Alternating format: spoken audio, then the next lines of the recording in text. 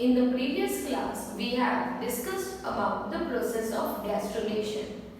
At the end of the gastrulation, we have discussed that there were formation of three layers, which were the hypoblast cells, the epiblast cells, and these two cells layers will be resulting into formation of the ectoderm, endoderm, and the mesoderm. So finally, these three germ layers have formed, which are the ectoderm, mesoderm, and the endoderm. Now, after formation of these three layers, there will be the fate of these three layers which is going to be decided. मतलब तीन layers के बन जाने के बाद अब ये तीन layers में से हमारी बॉडी के कौन से structures form होते हैं, that is very important to understand, and that is known as the fate of germ layers. मतलब germ layers तो बन चुके हैं, पर अब ये germ layers में से कौन से organs develop होने वाले हैं, जिसे कहा जाता है organogenesis. तो organogenesis जो है, the process of formation of the organs from the germ layers is going to begin. So here the first layer that we need to understand is the derivatives of ectoderm. Then we are going to discuss about derivatives of mesoderm and derivatives of endoderm. Here there will be formation of a primitive structure called primitive streak, जो epiblast sales जो होते हैं उनके dorsal side पे एक छोटा सा groove develop होता है. A small groove that is developing on the dorsal side of the epiblast cells is known as primitive streak, and this primitive streak marks the head to toe distance of the whole growing embryo. मतलब जो growing embryo है उसमें ये एक streak की तरह, एक groove की तरह एक स्ट्रक्चर देखने को मिलेगा, और यही जो ग्रूव है, this groove is going to mark the head to toe structure of the embryo. Primitive streak के बन जाने के बाद ये तीन जर्म लेयर्स की जो फेट है वो डिसाइड होगी. Primitive streak also demarcates the left and right side of the body, right? So there is a streak that is developing in the growing embryo, और ये पूरी बॉडी का लेफ्ट साइड और राइट साइड को separate करता है, right? तो यहाँ पे प्रिमिटिव स्ट्रिक बन जाने के बाद ये तीनों लेयर्स डेवलप हो जाएंगे, और अब ये तीनों लेयर्स की फेट जो है वो फिक्स हो जाती है. वो क्या बनने वाले हैं वो भी फिक्स्ड हो जाता है. तो सबसे पहले बात करते हैं एक्टोडर्म की. तो जो एक्टोडर्म लेयर होता है, जो जर्म लेयर एक्टोडर्म है, इस एक्टोडर्म में से कौन से स्ट्रक्चर्स डेवलप होते हैं? तो सबसे पहले एपिडर्मिस ऑफ आवर स्किन, हमारी जो स्किन है उसका epithelial layer, nails, sweat glands and the oil glands, मतलब सेबेशियस ग्लैंड्स भी एक्टोडर्म में से ही डेवलप होती हैं. इसके अलावा इनेमल ऑफ आवर टीथ, याद रखना है कि टीथ में जो इनेमल पोर्शन है that is being decided by the formed by the ectoderm. Salivary glands, mucous membrane of the lips, lips की म्यूकस मेम्ब्रेन, चीक्स की म्यूकस मेम्ब्रेन, गम्स और नेजल कैविटी की म्यूकस मेम्ब्रेन, ये सारी ही mucus membrane ectodermal होती है origin में.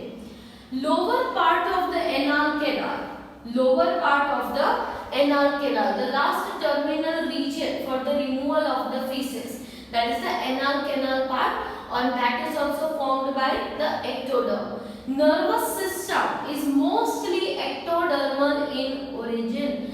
Nervous system जो है वो ectoderm, जिसमें न्यूरॉन्स भी आ गए, न्यूरोग्लिया भी आ गए और स्क्वान सेल्स भी आ जाते हैं. So neurons, neuroglia and Schwann cells all will be formed from the ectoderm. Lens of our eyes and muscles of the iris, right? Not talking about cornea and ciliary body, इनकी बात नहीं कर रहे. सिर्फ आई का लेंस और iris के जो मसल्स होते हैं they are formed as ectodermal in origin. Tympanic membrane that is present in our ear is also ectodermal. Pituitary gland as well as mammary gland is ectodermal in origin. कई बार NEET के questions में ऐसा कोई question आ जाता है या तो AIIMS के एग्जाम में ऐसा कोई क्वेश्चन आ जाता है that which of the following is having a mesodermal origin, ऐसे करके क्वेश्चन आ जाता है, फिर सारे ऑप्शंस आते हैं. So for that topic particularly you will have to remember the fate of all the three layers, right? जरूरी नहीं है कि पूछा ही जाए, but rarely there can be a question related to this topic because it is previously being asked. Derivatives of mesoderm. तो mesoderm में से बनते हैं कनेक्टिव टिश्यू. कनेक्टिव टिश्यू में alveolar tissue, adipose tissue, bones या कार्टिलेज, सब कुछ connective tissue में आता है और ये सारे कनेक्टिव टिश्यू जो है वो मेसोडर्मल होते हैं. डेंटिन ऑफ द टीथ, तो इनेमल जो रीजन था दैट इज एक्टोडर्मल, पर इनेमल के नीचे जो डेंटाइन होता है that is mesodermal in the origin. Heart blood vessels will be formed by mesoderm.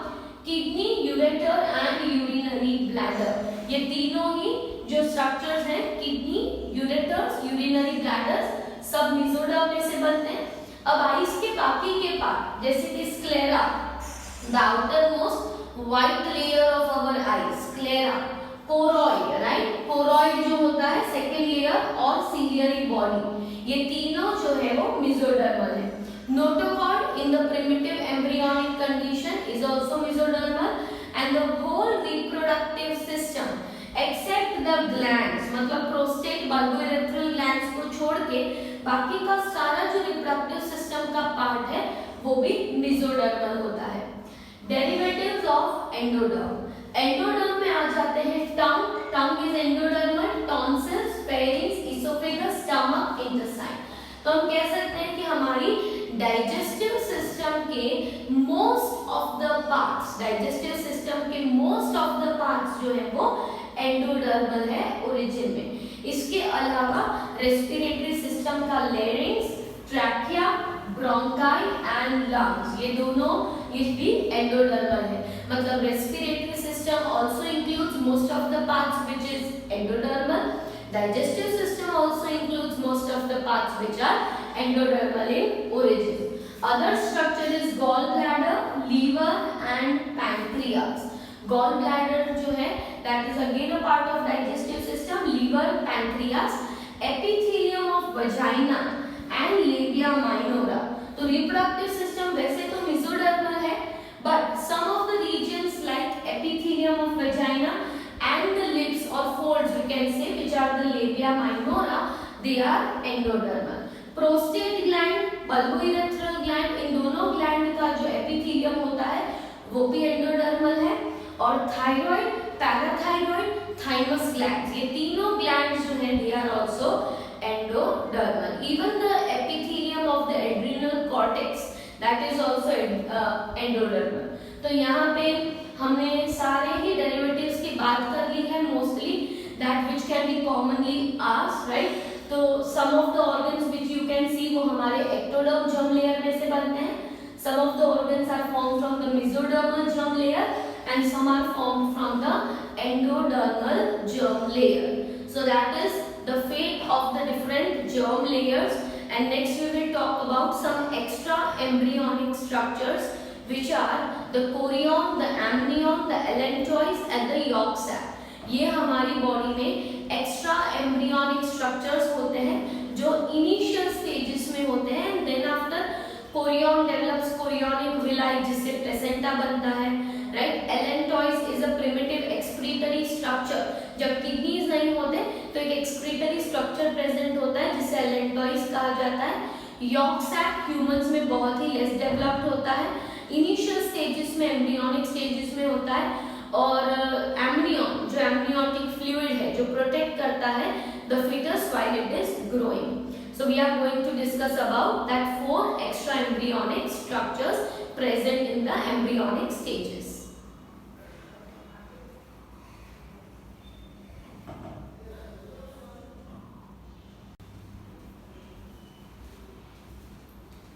So next we are going to discuss about the extra embryonic membrane or the extra embryonic structures of the fetus.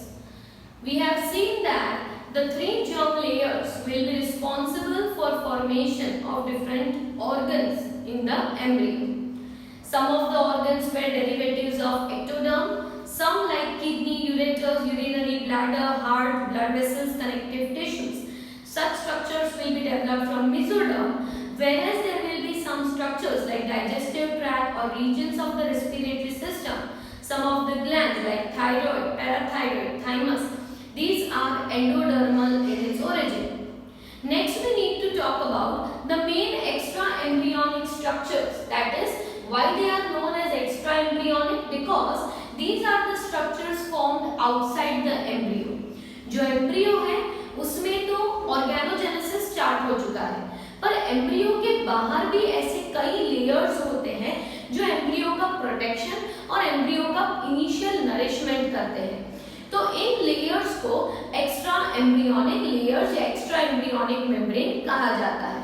The very first extra embryonic structure is the Korean.